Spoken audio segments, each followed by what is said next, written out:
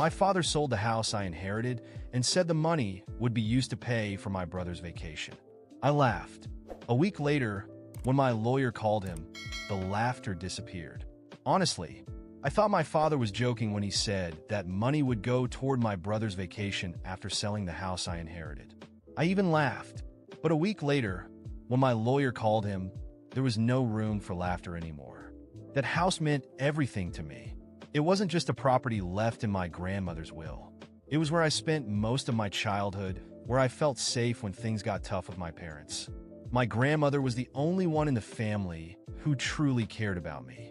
She practically raised me while my parents were too busy with their own lives and too focused on my younger brother, Adam. She was always there for me. She made me feel like I mattered. And when she passed away, she left the house to me. It wasn't a surprise.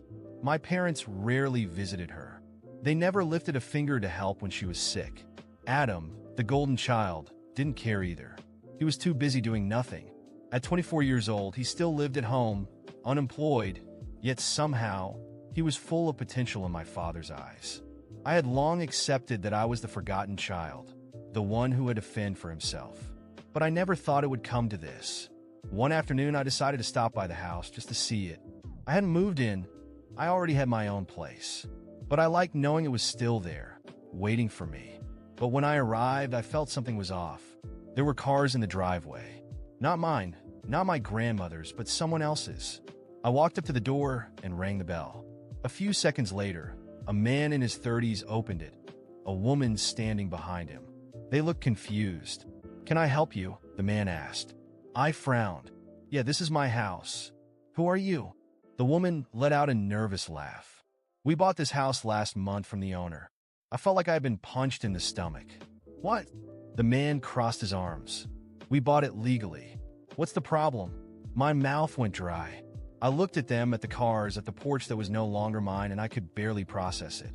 I pulled out my phone, checked my emails, my messages. Nothing. No notifications. No sale notice. But I already knew what had happened.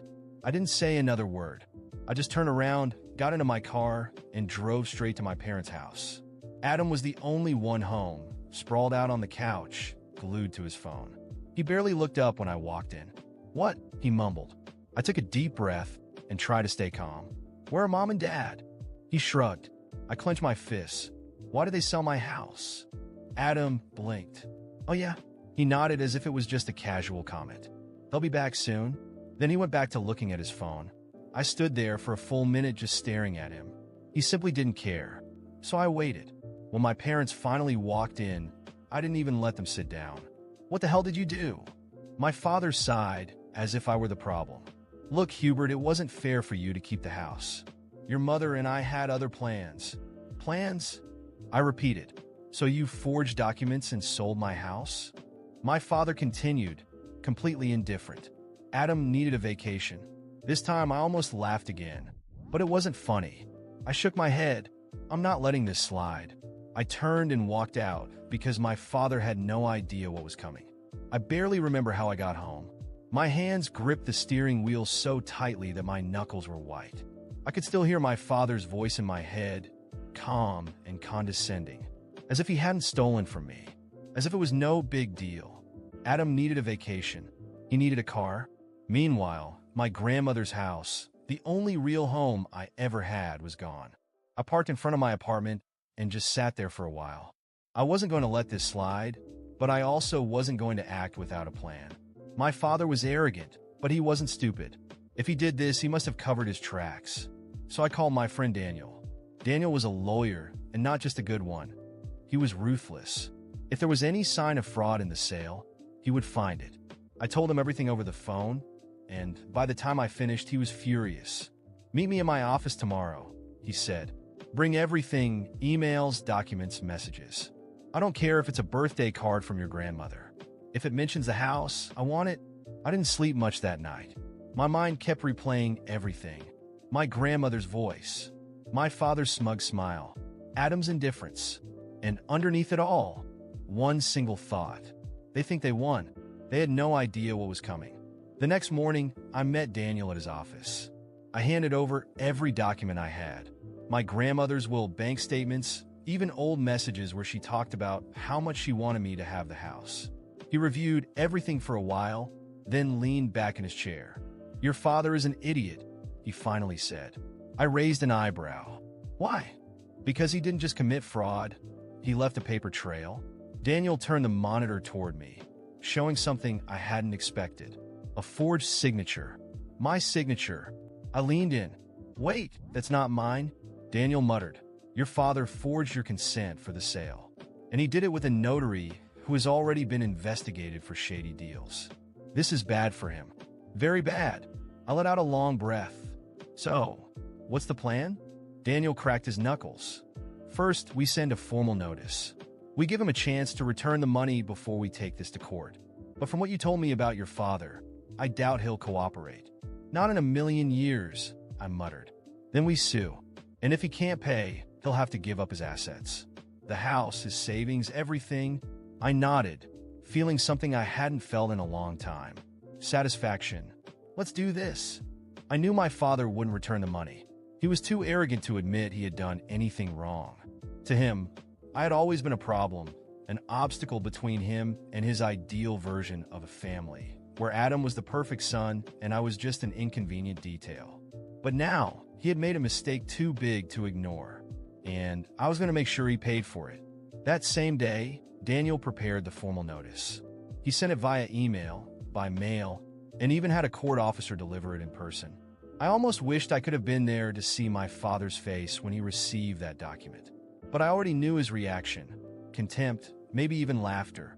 He thought he could treat me like nothing without consequences. He thought he would get away with it.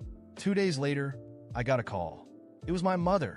"Hubert, why are you doing this?" she asked, her voice exasperated. I pressed the phone against my ear. "Do you really need me to explain?" "It's just a house," she insisted. "Your father and I made this decision because we thought it was the right thing to do. You already have your own apartment, Hubert. You didn't need that house." I closed my eyes for a moment, trying to control my anger. "I didn't need it? You're talking about the house where I grew up. The house my grandmother left me because she knew you never cared about me. And you sold it to pay for Adam's vacation. Do you really think that's normal? It's not that simple. It's exactly that simple." I cut her off. "You forged my signature. That's a crime." My mother was silent for a moment, and I knew she understood I was right. But in the end, she just sighed and muttered, "You've always been so dramatic." I hung up. There was nothing left to discuss. The deadline for a response to the notice passed without any attempt to settle. No surprise. My father truly believed I wouldn't have the guts to go through with this. So, Daniel filed the lawsuit. The reaction didn't take long. The next day, Adam sent me a message.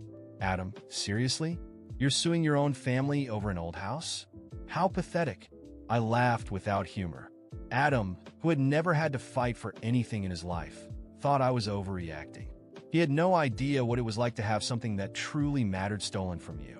I didn't reply. He didn't deserve an answer. But my father didn't stay silent. By the end of that week, Daniel received an email from his lawyer.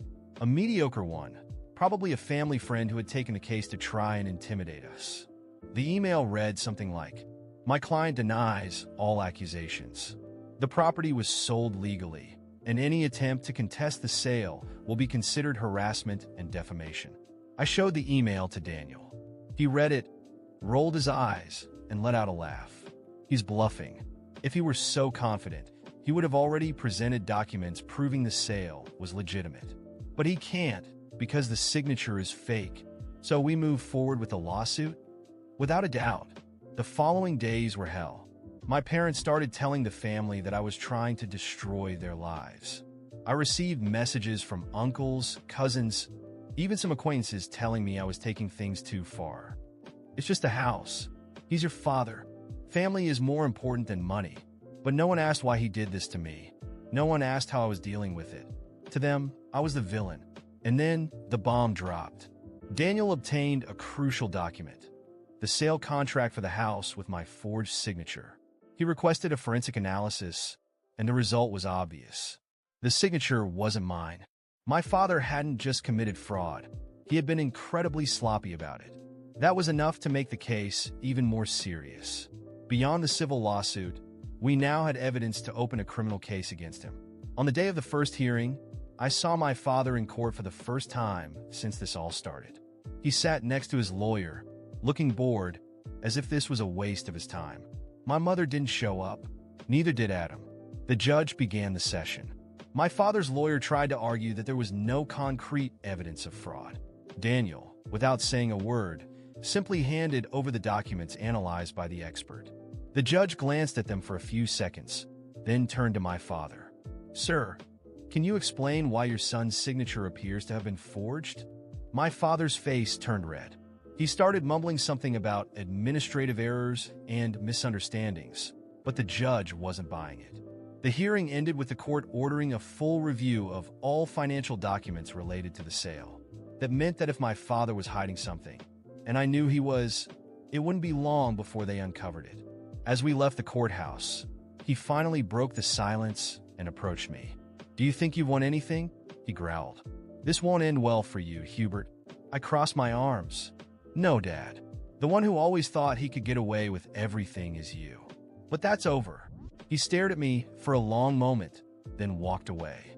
That night, I sat in my apartment and let it all sink in. There was still a long road ahead, but for the first time in a long while, I felt like I was in control. 2 weeks later, we received the official notice. The court recognized the fraud and annulled the sale of the house. The property would be returned to me, and my father was ordered to pay me compensation. The best part? He didn't have the money. That meant he would have to sell his own house to pay what he owed. When that news reached him, I got one last message. "Father, you destroyed your own family. I hope you're happy." I stared at the screen for a moment. Then I smiled. I had never been happier. My father always believed he was untouchable. He had spent his entire life convinced that he could do whatever he wanted, that he would never have to face the consequences of his actions. But now he was cornered. I had already managed to get my house back, but fate had one more surprise for him. I heard the news a few days after winning the lawsuit. Daniel called me, and there was an amused tone in his voice, something rare for him. "You won't believe this," he said. "Tell me my father got arrested," I joked, sprawled out on my apartment couch. Daniel let out a short laugh. "Not yet, but the buyers of your house just filed a lawsuit against him." I froze for a moment. "What?" "They're demanding compensation. They claim they were deceived, that your father sold them a property without the proper documentation, and now they've lost the house they legally bought." I let out a low chuckle. It wasn't a laugh of humor. It was pure relief. Finally, something fair in this world. Daniel continued. "They have a solid case. Your father is going to have to pay them a significant amount. And does he have that kind of money?" No. That single word was enough to make me smile. Genuinely smile. For the first time since this all started. When I returned to my house, to start organizing everything, I ran into the former buyers. The couple who had moved in was there, gathering their belongings. For a moment, I felt a pang of guilt. I knew they weren't at fault for my father's fraud. They had simply bought the house without knowing the truth. But I also wasn't responsible for what happened. The woman was the first to approach me. "You're the real owner, right?" I nodded. She sighed, looking tired but not angry. "Look, we just want you to know that we have nothing against you. We know you were just as deceived as we were." Her husband stepped closer, crossing his arms. "Your father, on the other hand, I hope he rots in misery." I let out a short laugh. "I can agree with that." They explained that they were suing my father for financial and emotional damages. They had spent a lot of money on the purchase, the move, and the renovations they had started. All for nothing. Now, they were left without a home and without the money they had invested. "This isn't your fault," the man said, "but someone has to pay." I nodded slowly. "And he deserves every cent he has to pay." They grabbed the last of their boxes, said their goodbyes, and left. Even though we had never truly met before, I knew there was mutual respect between us. They didn't see me as the enemy, and I fully understood why they were suing my father. Now, with my house back, I could finally breathe. It felt strange being there after everything that had happened. I walked through the rooms, feeling the weight of every memory. The scent was still the same. The sound of the wind passing through the bedroom window was still familiar. It was as if the house had been waiting for me all along. I didn't regret anything. My entire family saw me as a traitor now. My mother hadn't called me since the last time we spoke. Adam, as expected, posted ridiculous indirect messages on social media, talking about how jealousy destroys families and how money can't buy love. I laughed when I saw that. The same guy who had lived his entire life off my parents, who had spent the money from the house that belonged to me on vacations, was now trying to act like the moral authority. But I didn't care. For years, I had been treated like I was disposable, like my presence was tolerated, but never truly wanted. My grandmother was the only one who ever made me feel important, and her house was her last gift to me. My father tried to steal that from me. He tried to erase the only thing I had that truly mattered. And he failed. Now, he was about to lose everything. His house would likely be sold to cover his debts. Adam would have nowhere to stay. My mother, who had always taken my father's side, would now have to choose between supporting him or letting him sink on his own. And me? I was fine. For the first time, I felt at peace. I didn't regret anything. If I could go back in time, I'd do it all over again. If I had to face my family in court once more, I wouldn't hesitate, because I finally learned a lesson I should have understood a long time ago. Family means nothing when those people don't treat you like family. And I owed nothing to anyone. The news that my father would have to pay not only me, but also the buyers was the final blow. He tried to appeal, tried to claim that everything had been a misunderstanding, even attempted to play the victim in front of the judge. But the truth was laid bare for everyone to see. He hadn't just committed fraud, he had deceived two parties at the same time. And in the end, justice was served. The final ruling determined that he had to pay significant compensation, both to me and to the former buyers. The amount was far too high for him to cover with what he had, and as we expected, he was forced to sell his own house. It was a humiliating process. He tried to avoid it in every way possible, even considered putting the house in someone else's name to hide his assets. But Daniel was one step ahead and made sure that didn't happen. Eventually, with no other choice, he put the house on the market, and ironically, the very house where he and my mother had lived ended up being bought by strangers. My mother panicked. For the first time, she seemed to grasp the consequences of everything they had done. She tried calling me a few times, but I never answered. There was nothing left to say. When they finally moved out, my father was left with a small apartment in a much simpler neighborhood than the luxury he was used to. My mother went with him because, in the end, she had always been his accomplice. Adam, on the other hand, went into complete denial.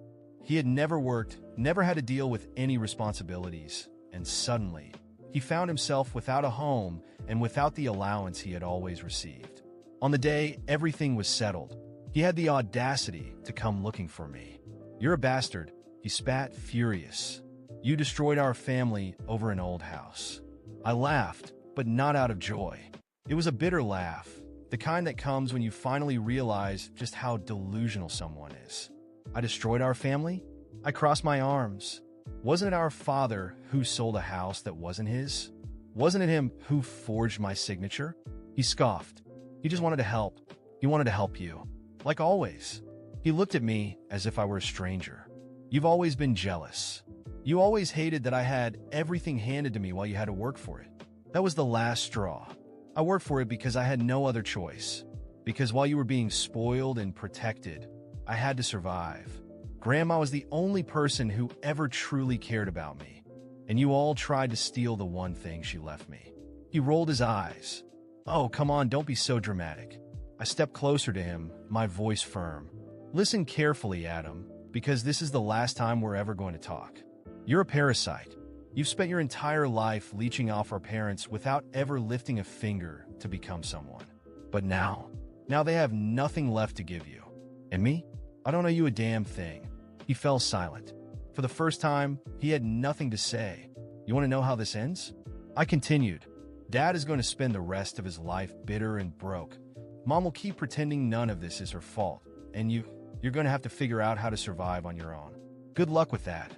Then I simply turned around and walked away. I never looked back. In the months that followed, I heard bits and pieces of what happened. My father tried to re-enter the job market.